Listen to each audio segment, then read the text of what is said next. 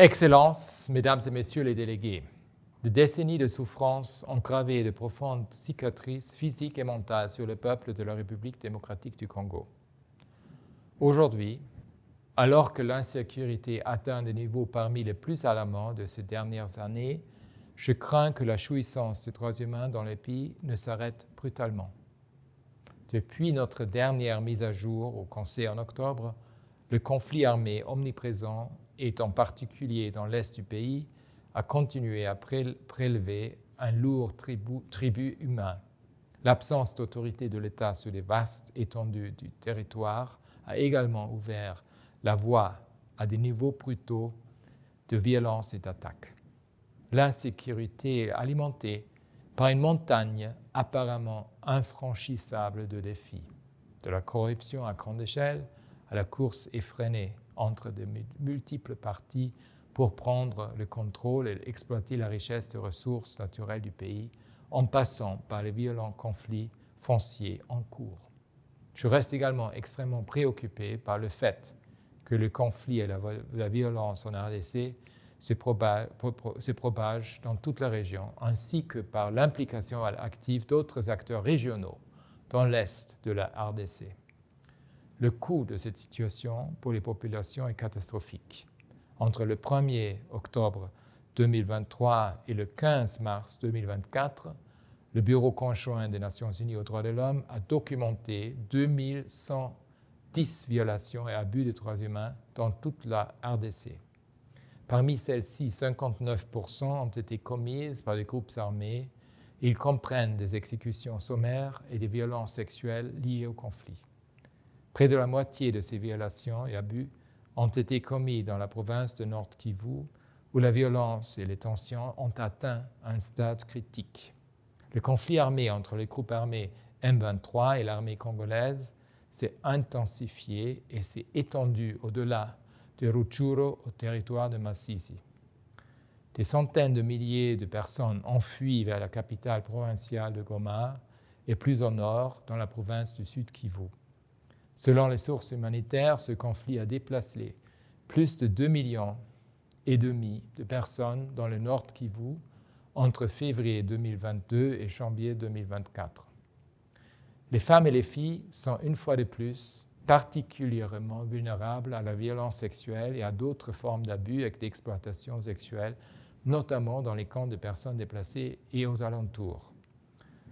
Le Bureau conjoint des Nations Unies pour les droits de l'homme rapporte que depuis octobre, 156 personnes ont été sommairement exécutées par le M23. Le M23 a également abusé sexuellement de 30 femmes et de 12 enfants et a enlevé 127 civils, notamment pour les enrôler de force dans les combats.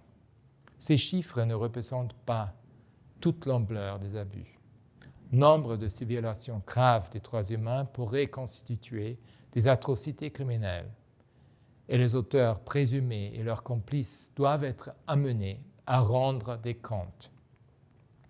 Au cours de cette même période, le Bureau a documenté que l'armée congolaise ou ses mandataires ont été responsables pour des violations du droit international des droits de l'homme ou du droit humanitaire, y compris des exécutions extrajudiciaires, des arrestations et détentions arbitraires et à la destruction de biens privés.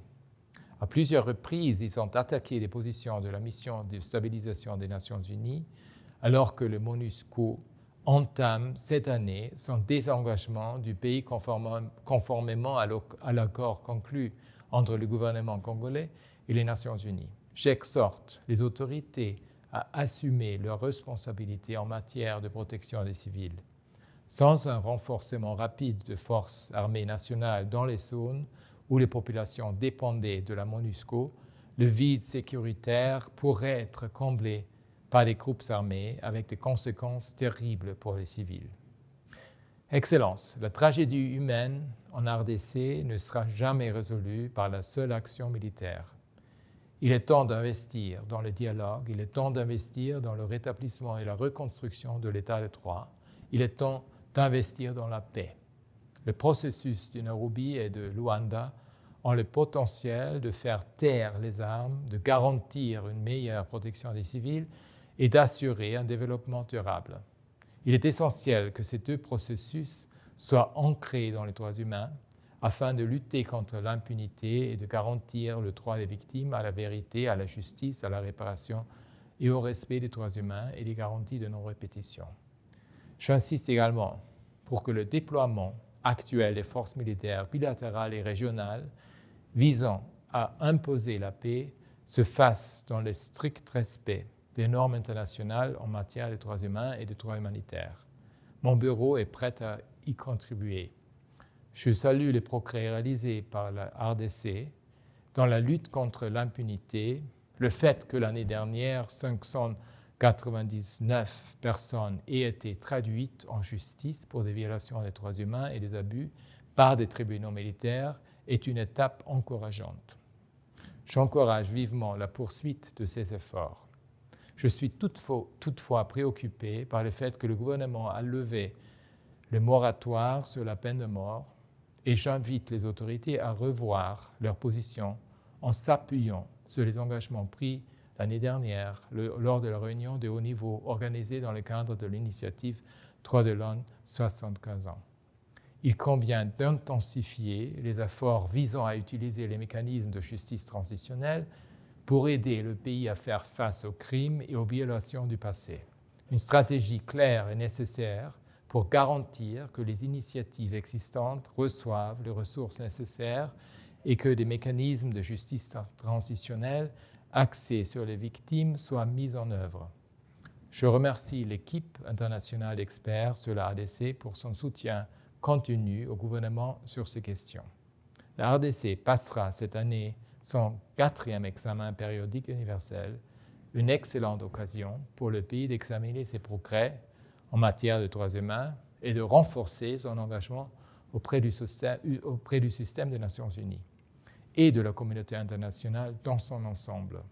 Excellence, pour penser les profondes blessures du passé et du présent de la RDC, il faudra une volonté politique soutenue de la part de tous les acteurs, du peuple congolais à la communauté internationale. Il faudrait que le gouvernement congolais prenne ces mesures concrètes pour traduire en actes ses promesses en matière de droits humains. Je remercie les autorités pour le travail qu'elles continuent d'entreprendre avec mon bureau. Et j'exhorte les membres de ce Conseil à augmenter de manière significative leur financement et leur engagement afin que nous puissions ancrer fermement la guérison du peuple de la RDC dans les droits de l'homme, la justice et la dignité humaine. Je vous remercie.